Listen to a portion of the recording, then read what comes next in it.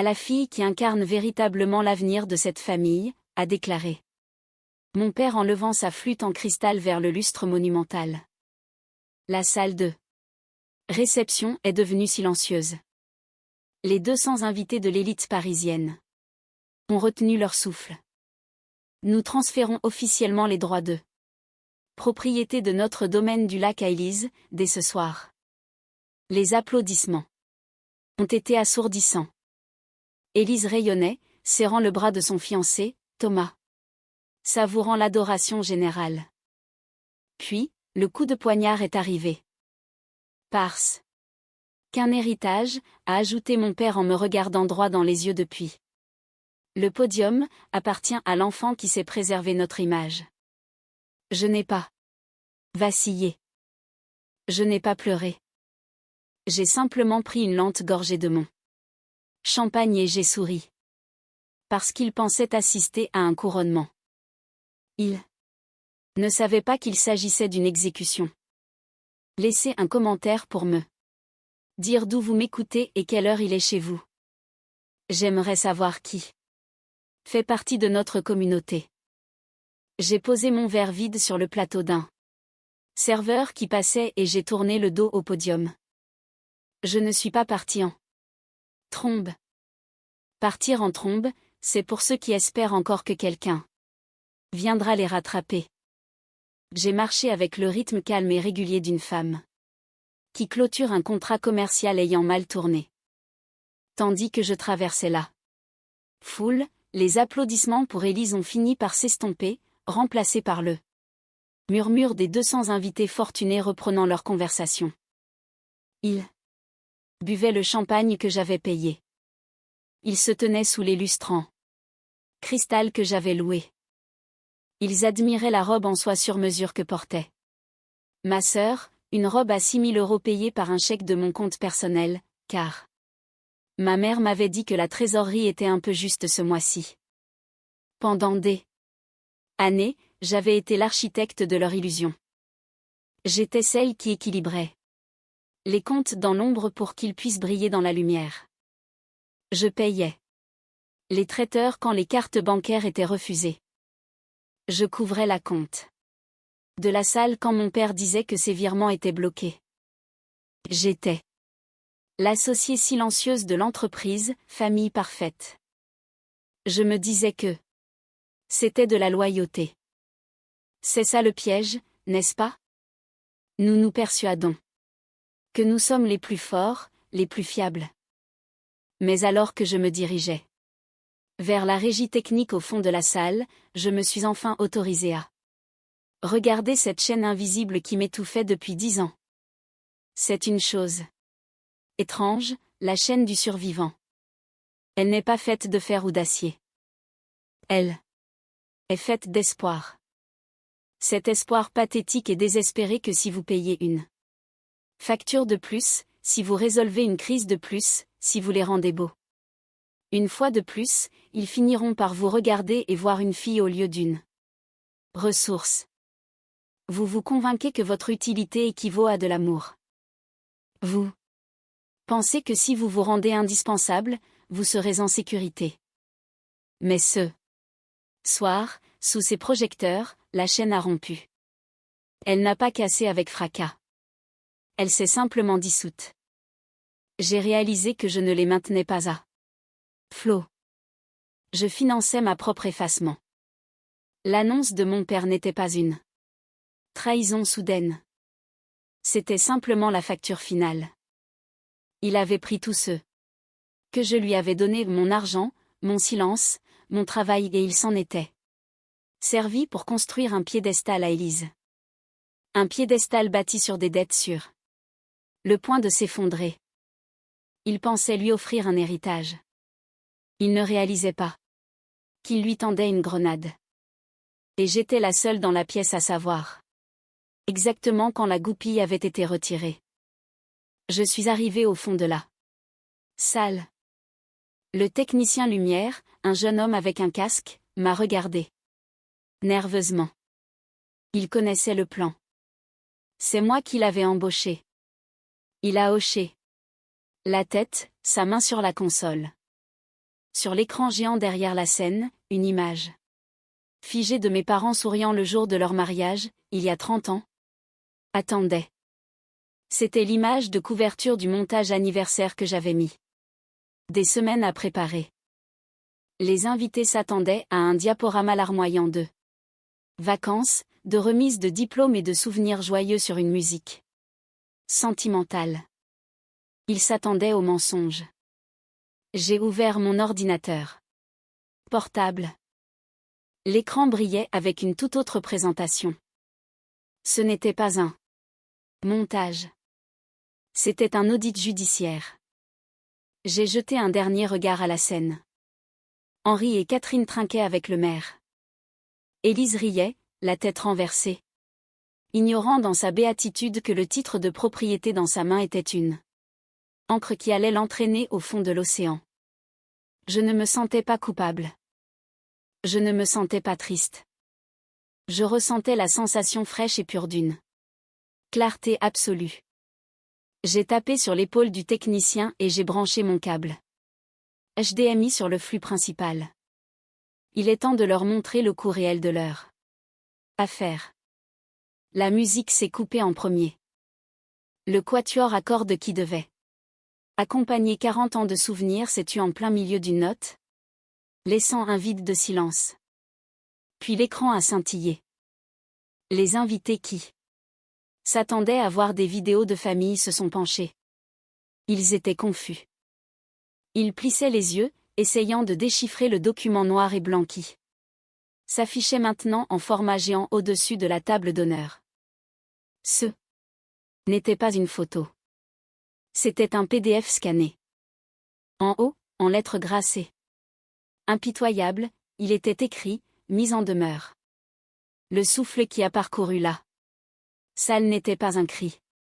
C'était le son de l'air aspiré hors de la pièce. C'était le son de 200 personnes riches reconnaissant un document qu'elles n'avaient vu qu'à travers un bureau d'avocat. Jamais lors d'un gala de charité. Je suis sorti de l'ombre et j'ai pris le micro sans fil. Il était lourd, froid et solide. On aurait dit un maillet de juge. Je n'ai pas crié. Je n'ai pas laissé ma voix trembler. J'ai parlé avec le ton neutre que j'utilise au tribunal pour témoigner de détournement de fonds. J'ai dit, si vous pouviez tous porter votre attention sur les écrans, nous avons une légère correction à apporter au programme de la soirée. Mon père a parlé d'héritage. Il a parlé d'image.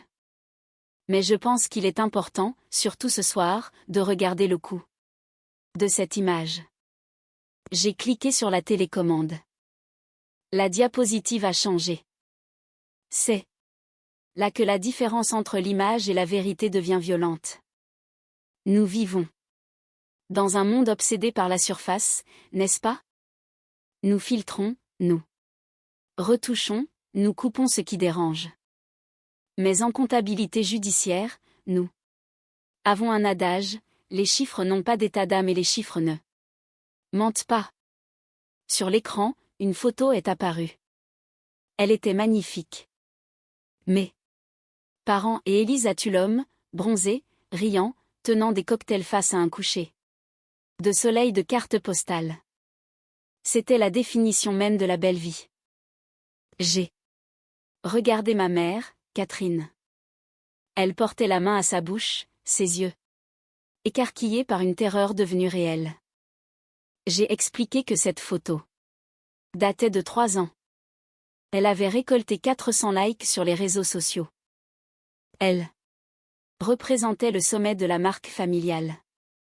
Mais regardons le grand livre. Coût total du voyage, 14 000 €.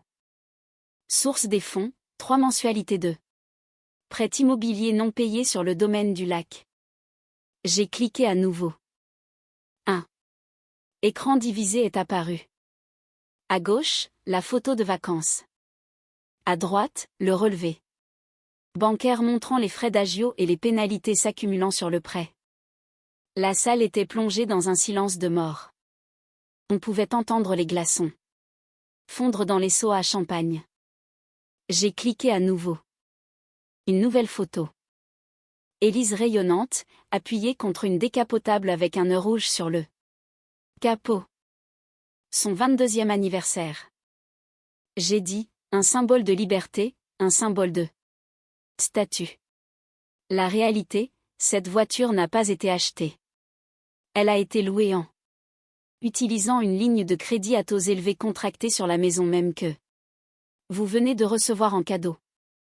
Le taux d'intérêt est de 12%. Le capital n'a pas été remboursé depuis 4 ans. La dette n'a fait que croître. J'ai regardé Élise. Elle ne regardait pas l'écran. Elle regardait nos parents, son visage se tordant de confusion. Elle ne comprenait pas encore. Elle pensait qu'il s'agissait simplement de cruauté. Elle ne réalisait pas qu'il s'agissait d'une mission de sauvetage. J'ai cliqué une dernière fois. La mise en demeure est réapparue en grand. J'ai dit, et cela nous amène au cadeau. Le domaine du lac. Mon père a parlé d'héritage, appelons un chat un chat. La propriété est grevée de 250 000 € de prêt caché. Elle est en procédure de saisie immobilière. Un paiement final de 8 600 € est exigible dans exactement 60 jours. Je me suis tournée vers ma sœur. Elle tremblait, serrant la main de Thomas si fort que ses articulations étaient blanches. J'ai dit, il ne te donne pas une maison, Élise. Il te donne un passif. Il transfère le titre à ton nom parce que leur crédit est ruiné et qu'ils ont besoin d'un nom propre pour refinancer la dette avant que la banque ne saisisse la propriété. Tu n'es pas l'héritière, tu es la marionnette. C'est un mensonge, a hurlé Catherine. Sa voix était perçante, brisant le silence. Elle s'est précipitée vers la scène, ses talons hauts glissant sur le parquet ciré. Clara ment. Elle a toujours été jalouse. Elle essaie de détruire cette famille parce qu'elle ne supporte pas de voir sa sœur heureuse. Je n'ai pas bronché. Je ne l'ai même pas regardé. J'ai gardé les yeux fixés sur Élise. Les invités murmuraient, une marée basse de confusion et de scandale. Mais Élise ne regardait pas la foule. Elle fixait le titre de propriété dans sa main, puis l'écran où l'avis de saisie restait affiché comme une pierre tombale. Elle a regardé les chiffres. Elle a regardé les dates.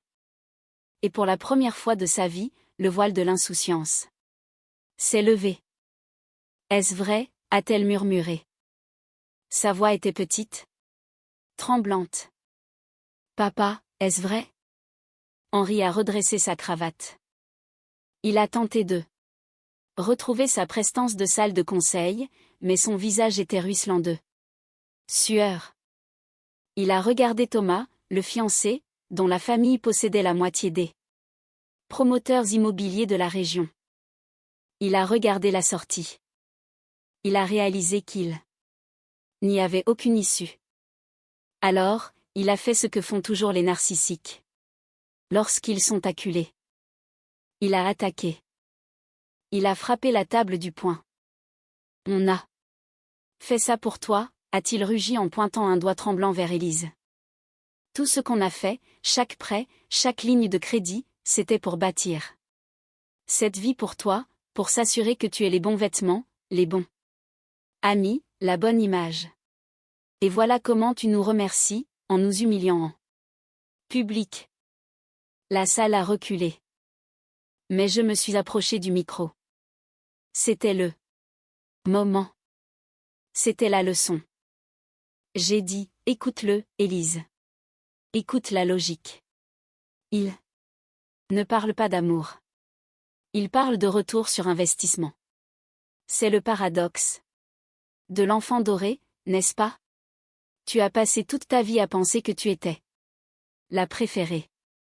Tu pensais être la princesse dans le château, mais tu ne l'étais pas.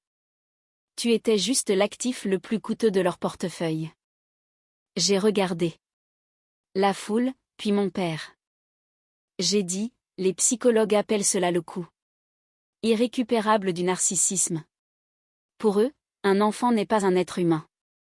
C'est un miroir. Ils ont investi de l'argent en toi, Élise, non pas parce qu'ils voulaient ton bonheur, mais parce qu'ils voulaient que tu sois brillante. Ils avaient besoin que tu sois l'objet parfait prouvant leur réussite. Et maintenant que la note est due, ils attendent que tu la paies. C'est pour cela qu'ils te donnent la maison, pas pour t'abriter, mais parce qu'ils pensent qu'ils te possèdent. Ils pensent que parce qu'ils ont investi dans ton image, ils ont le droit de t'encaisser. Le visage d'Henri est devenu d'un violet violent. Espèce de petite sorcière ingrate, a-t-il hurlé. Tu ne sais rien du sacrifice. On a offert le monde à Élise, et maintenant tu veux que Thomas paye. Pour ça. J'ai répliqué, ma voix tranchant sa rage comme un scalpel. J'ai désigné Thomas, qui était figé, le visage pâle. J'ai dit, c'est ça le plan. N'est-ce pas, papa? Tu ne pouvais pas refinancer parce que ton score de crédit est proche de 0. Alors, tu transfères le titre à Élise. Elle épouse Thomas le mois prochain. Son nom apparaît sur le titre. Son crédit garantit le prêt. Son patrimoine paye tes 250 000 € de dette, et tu peux partir en prétendant avoir offert un généreux cadeau de mariage. Je me suis tournée vers Élise. Elle pleurait maintenant, des larmes silencieuses et horrifiées. J'ai dit, tu n'es pas l'héritière, Bella. Tu es l'appât. Ils t'ont dressée à être dépendante? À valoriser l'apparence plutôt que la substance, pour que, lorsqu'ils auraient besoin d'un canot de sauvetage, tu ne saches pas nager jusqu'au rivage. Ils ne te sauvent pas. Ils te noient pour garder la tête hors de l'eau. Catherine sanglotait, des sanglots bruyants, théâtraux, destinés à susciter la pitié, mais personne ne bougeait pour la réconforter. Les invités la regardaient avec un mélange de pitié et de dégoût. L'illusion de la famille parfaite n'avait pas seulement fissuré, elle avait été exposée comme un système de Ponzi bâti sur les os de leurs enfants. J'ai cliqué une dernière fois. L'écran est devenu noir. Puis, un nouveau document est apparu. J'ai dit, mais la maison n'est pas le pire. La maison n'est qu'une mauvaise affaire. Ce qui suit est un crime. Le titre sur la diapositive disait, fonds de mariage.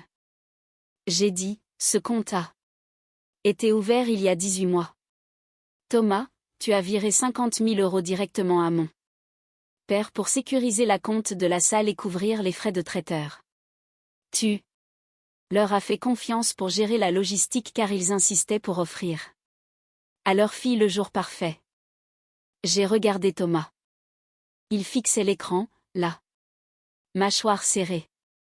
Il a hoché la tête lentement. J'ai cliqué. Le relevé bancaire est apparu. Il montrait le virement entrant de 50 000 € le 12 février. J'ai dit, mais regardez la ligne suivante. 13 février, virement sortant, 50 000 €. Est-ce que cela a été envoyé à l'hôtel? À un organisateur de mariage? Non. C'était envoyé à une société écran enregistrée aux îles Caïmans. J'ai cliqué à nouveau. Un document d'incorporation apparaissait, liant la société écran directement à Henri. J'ai dit, cette entreprise n'existe que pour une chose, blanchir des dettes de jeu. Mon père a pris ton argent de mariage, Thomas, et il l'a envoyé à un syndicat de paris sportifs offshore pour couvrir les pertes qu'il a subies lors du dernier Super Bowl. Cette fois, personne n'a halté. Il n'y avait qu'une horreur collective. Détournement de fonds, fraude, vol. J'ai dit, la salle n'a jamais été payée avec cet argent. C'est moi qui l'ai payé. J'ai viré la compte moi-même 3 semaines plus tard quand le coordinateur m'a appelé pour dire qu'ils allaient libérer la date. Le traiteur C'est moi. Les fleurs? Moi. La robe? Moi. Je me suis tournée vers ma mère. J'ai dit, tu as laissé Thomas croire que son argent était en sécurité. Tu as laissé Élise croire que ses parents étaient généreux. Mais la vérité, c'est que vous avez volé votre futur gendre pour couvrir l'addiction de votre mari et vous avez laissé votre autre fille payer la facture pour garder le mensonge en vie. Thomas s'est levé. Sa chaise a raclé violemment le sol. Il a marché vers Henri. Son visage un masque de froide fureur. « Où est mon argent » a-t-il demandé. Sa voix basse et dangereuse. Henri a essayé d'en rire, un rire nerveux, suant. « Voyons, Thomas, c'est compliqué. C'était un prêt temporaire. J'allais le rembourser avec les fonds de la maison une fois qu'Élise.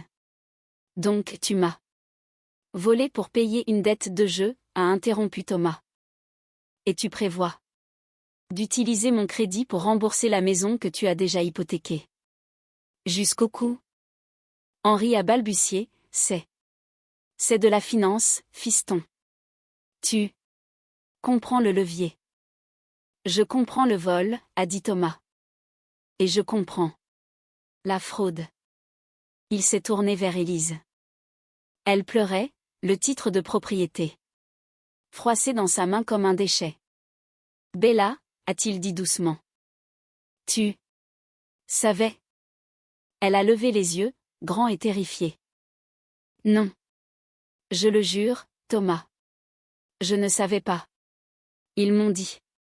Ils m'ont dit que c'était un cadeau. Je suis intervenue, elle ne savait pas, Thomas.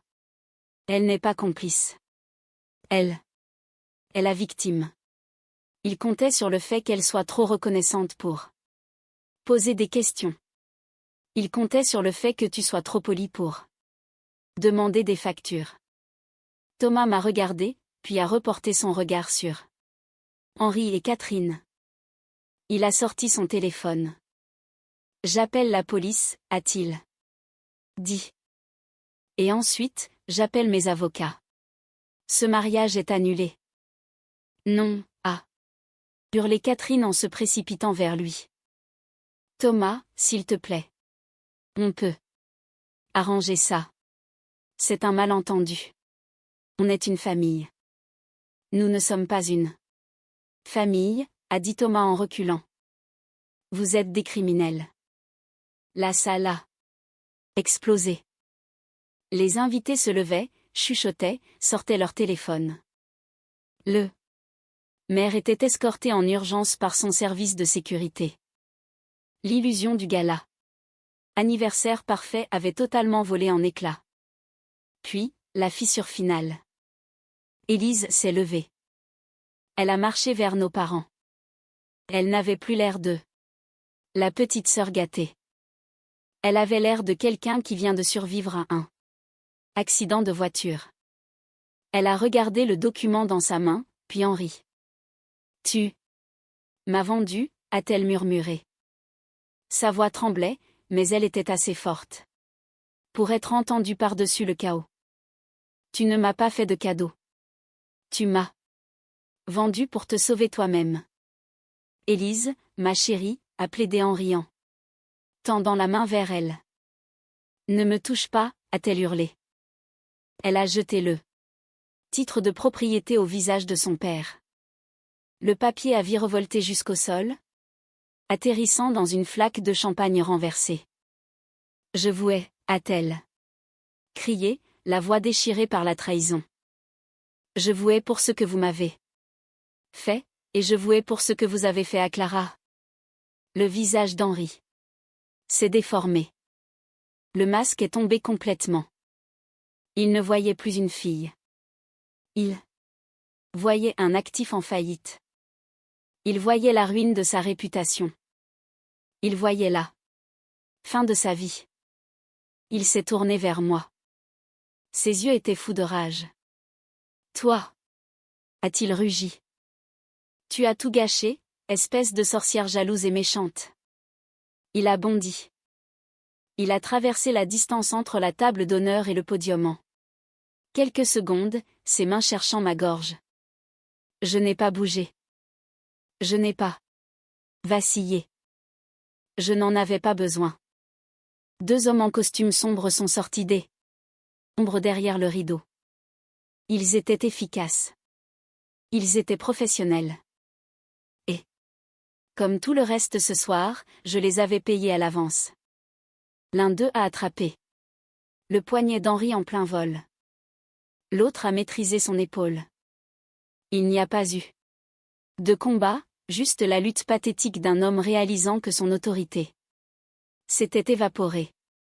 Ils l'ont escorté vers la sortie latérale, ses pieds traînant sur le sol, Catherine suivant derrière, gémissant au sujet d'un malentendu auquel plus personne ne croyait.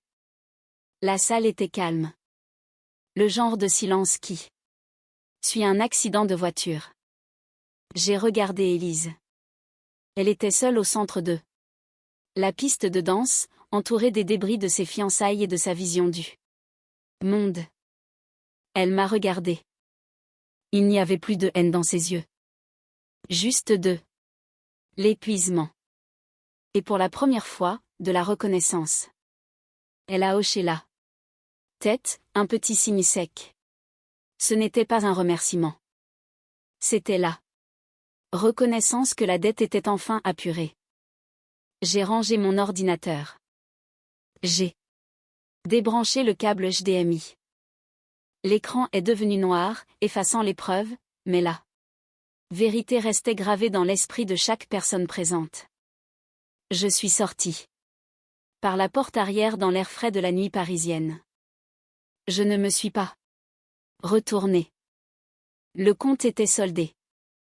3 mois plus tard, le soleil du matin frappe le parquet de mon nouvel appartement. C'est calme ici. Pas le silence vide d'une maison qui attend une fête, mais le silence solide d'un espace qui m'appartient entièrement. J'ouvre mon ordinateur. Sur l'écran, il y avait la feuille de calcul que j'avais tenue à jour pendant 10 ans.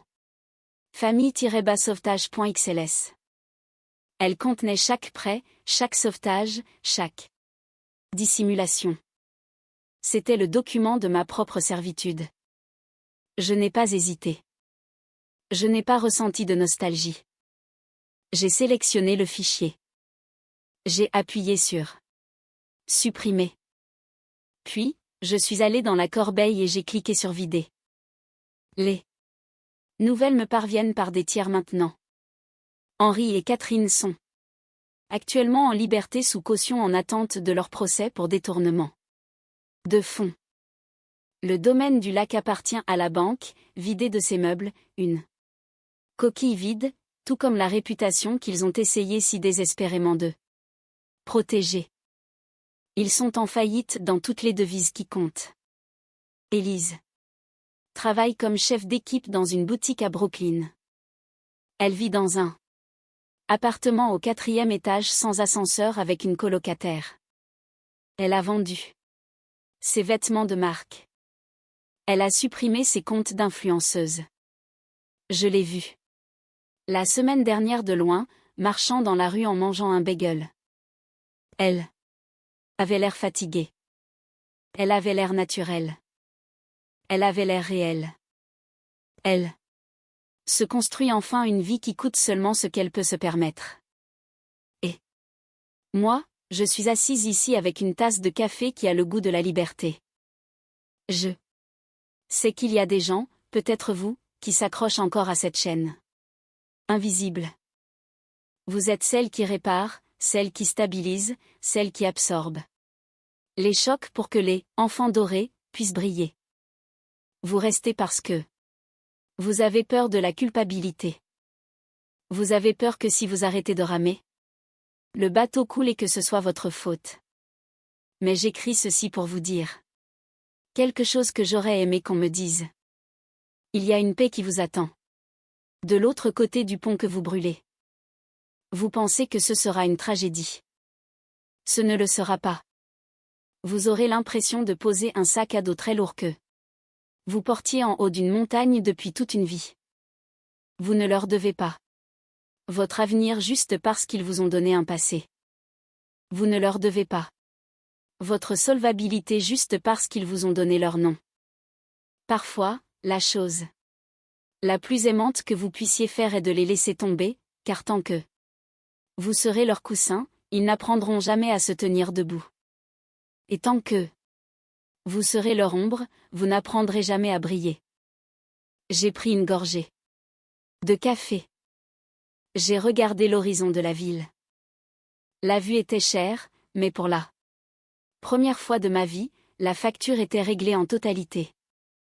Si cette histoire a résonné en vous, partagez-la avec quelqu'un qui a besoin de savoir qui n'est pas seul.